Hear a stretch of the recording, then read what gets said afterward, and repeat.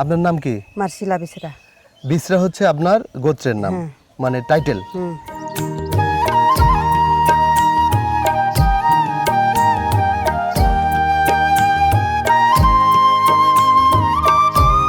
বাংলার কোনো এক প্রান্তে সবুজ ধানক্ষেত, জঙ্গল আর প্রকৃতির নীরবতার মাঝে আজও বেঁচে আছে এক প্রাচীন ইতিহাস। একটা গ্রাম যেখানে ঢোলের শব্দে জেগে ওঠে উৎসব, মাটির ঘরে লুকিয়ে থাকে শত বছরের গল্প, আর মানুষের চোখে এখনো দেখা যায় হারিয়ে যেতে বসা এক সংস্কৃতির ছাপ।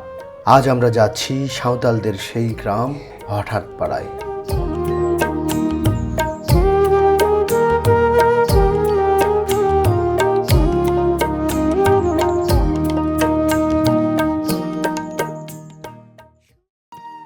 দর্শক আসসালামু আলাইকুম এবং ভেরি গুড মর্নিং। আমি এখন অবস্থান করছি একটা স্যাটেলাইট সাঁওতালপাড়া। স্যাটেলাইট সাঁওতালপাড়া কেন বলছি, সামনে যে পাড়াটি দেখা যাচ্ছে এই পাড়াটিতে প্রবেশ করার জন্য কোনো রাস্তা নেই।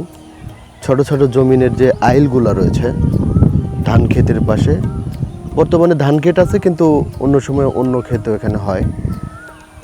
মানে এই পাড়াটিতে যাওয়ার জন্য শুধুমাত্র এই জমির আইলই রয়েছে।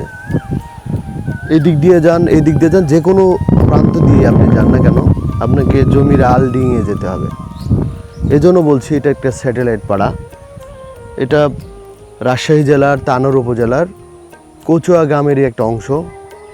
কচুয়া গ্রামে যখন অনেক মানুষের বসতি হয়ে গিয়েছে, অনেকগুলো পাড়া হয়ে গেছে, তখন মানুষের বংশবিস্তারের ফলে এই স্যাটেলাইট পাড়াটি গঠিত হয়েছে।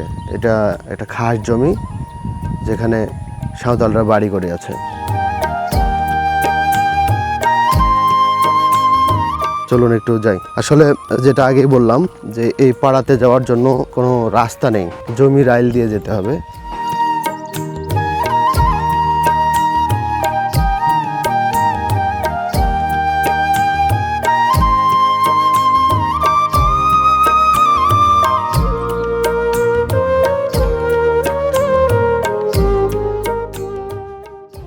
দর্শক, আমরা হঠাৎ পাড়ার একটি সাঁওতাল বাড়ির সামনে।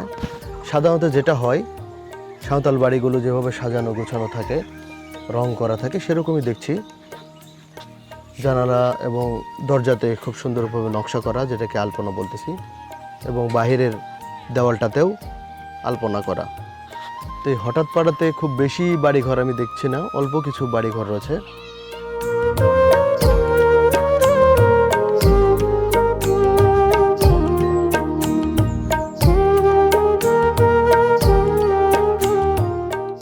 আপনার নাম কি? মার্শিলা বিছরা। বিছরা হচ্ছে আপনার গোত্রের নাম, মানে টাইটেল। আপনি এই গ্রামের বউ? বেটি। বেটি? হ্যাঁ। বিয়ে হয়েছে কোথায়? ওই মারবান্ধা। মারবান্ধা। তো এখানে কি বাবার বাড়িতে আসছেন? বাবার বাড়িতে এখানে খাস জায়গা তাই কিনে আসেছি। এই জায়গাতে বাড়ি করেছেন, তাই না? তার মানে আপনার স্বামী সন্তান সহ এখানে থাকেন। তার মানে আপনি যেখানে বিয়ে হয়েছেন ওই জায়গাতে থাকেন না? না। তো এই জায়গাটা খাস জায়গা, এই জন্য এখানে বাড়ি করে আছেন। এই গ্রামের নাম কি? হঠাৎ পাড়া। হ্যাঁ, হঠাৎ পাড়া। হঠাৎ পাড়া, মানে এই গ্রামের নাম হঠাৎ পাড়া। হঠাৎ পাড়া কেন? ওই হঠাৎ করে রাতে করেছে তাই কিনে। মানে এটা খাস জায়গা ছিল? হ্যাঁ, রাতে রাতে করেছে। আপনারা ওই বিভিন্ন জায়গা থেকে যারা ভূমিহীন, মানে যাদের জায়গা নেই, তারা এসে হঠাৎ করে বাড়িটা করে ফেলছেন, এই জন্য এই জায়গাটার নাম হঠাৎ পাড়া। হঠাৎ পাড়া। আপনি এটা কি খাচ্ছেন? আম। আম? লবণ দিয়া? লবণ দিয়ে। হেভি মজা না? হ্যাঁ। কাঁচা আম। আর এটা কি মাথাল? মাথুর। এটা যাচ্ছেন কোথায়? ধান নেড়াইতে। ধান নিড়াইতে, মানে ধানের আগাছা পরিষ্কার করতে।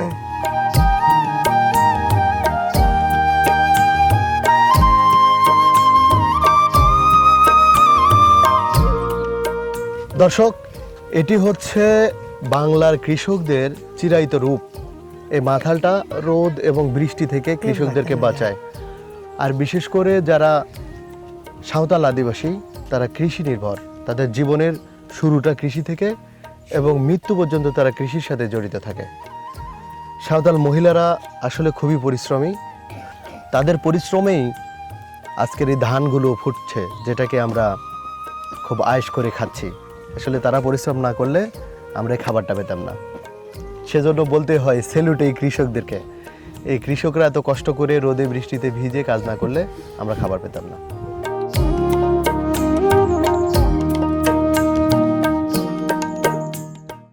দর্শক, হঠাৎ পাড়া যেই গ্রামটা, এখানে ঢোকার পরে দেখতে পাচ্ছি যে এখানে টাঙ্কি আছে, পানির ব্যবস্থা রয়েছে।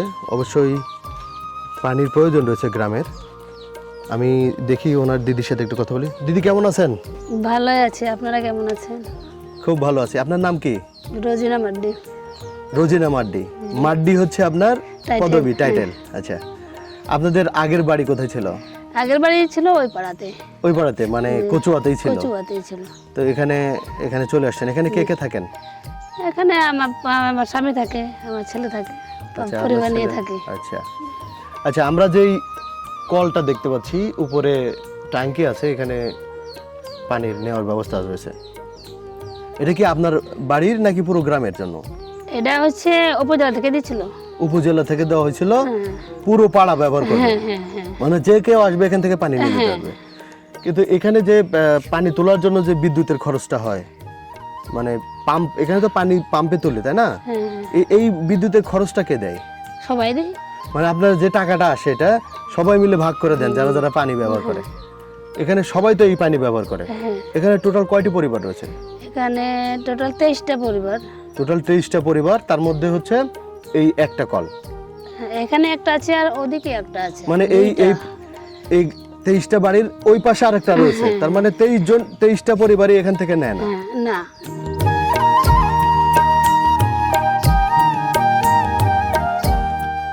এখানে আরেকটি টিউবওয়েল পার।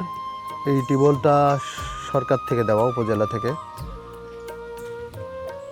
এখান থেকে এই যে গ্রামের 23টার মতো পরিবার রয়েছে, গ্রামের ওই পাড়া থেকে কিছু লোক পানি সংগ্রহ করে, এখান থেকেও কিছু লোক পানি সংগ্রহ করে। মানে গ্রামের দুইটা জায়গা থেকে পানি সংগ্রহ করার ব্যবস্থা রয়েছে। এটা হলো একটা পাকড় গাছের নিচে, বিশাল বড় পাকড় গাছ, অসম্ভব সুন্দর লাগতেছে। আর ঝিরিঝিরি বাতাস বচ্ছে, খুব জোরে বাতাস না, কিন্তু বাতাসটা খুব ঠান্ডা।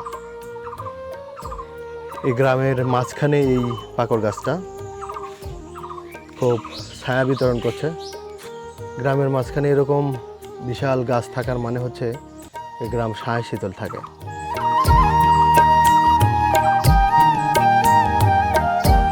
দর্শক, হঠাৎ পাড়া গ্রামে এসে ঘুরতে ঘুরতে দেখতে পেলাম যে শূকর পালন। আসলে কচুয়া গ্রামে শূকর পালনের পরিমাণটা দেখি নাই, চোখে পড়েনি, কিন্তু এখানে এসে পড়লো একটা শূকর।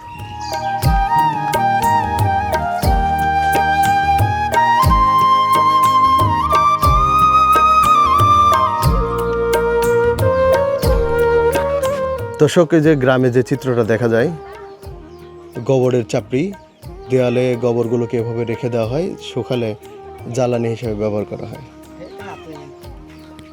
কেমন আছেন? হ্যাঁ, এই গ্রামে আপনার বাড়ি? কোন বাড়ি আপনার? বাড়ি থেকে কোথাও কাজে যাচ্ছেন? চলেন আপনার বাড়িতে যাব।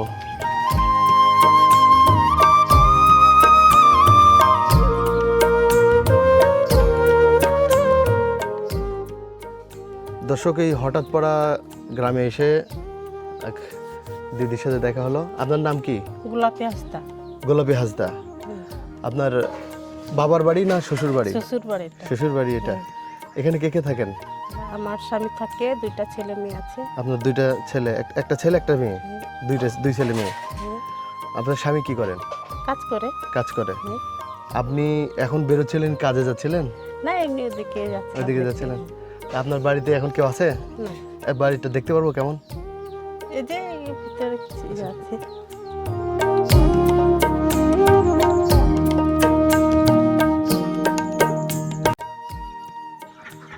দর্শক, সাঁওতাল আদিবাসী বাড়িগুলো সবসময় পরিষ্কার পরিচ্ছন্ন হয়। আমরা দেখেছি যে সুন্দর করে ভিতরে কিন্তু আলপনা করা, বাহিরে কিন্তু আলপনা ছিল না। আমি বাহিরে দেখিনি এই বাড়ির, কিন্তু ভিতরে এসে দেখছি সুন্দর করে আলপনা করা।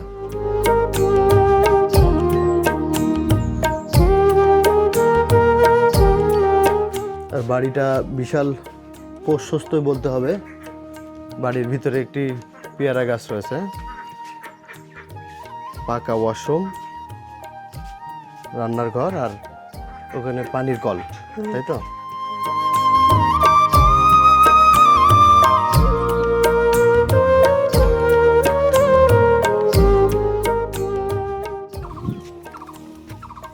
দর্শকে হঠাৎ পাড়াটা এখানে এসে শেষ হয়ে গেছে। শেষ হয়ে গেলেও অল্প কিছু দূরে ওখানে 3টা ঘর রয়েছে দেখা যাচ্ছে। ওই 3টা ঘর এই পাড়ার সাথে সংযুক্ত, তো সরাসরি সংযুক্ত না, মাঝখানে বেশ কয়টি ধানের জমি রয়েছে। আর এই পাড়াটা এখানে, তো এই পাড়াতে মোটামুটি যে বাড়িঘরগুলো রয়েছে সেগুলো সুন্দরভাবেই গোছানো। আর আমরা এখানে দেখতেছি গরুকে খাওয়ানোর খড়, গ্রামে যেরকম পরিবেশ থাকে সেভাবেই সাজানো। আর যেখানে আম গাছ দেখছি আম ধরে আছে, জাম গাছে জামও ধরেছে। এখানে দেখতে পাচ্ছি রান্না বান্না চলছে গ্রামে, যেভাবে রান্না করে। হ্যালো, কেমন আছেন? ভালো আছেন?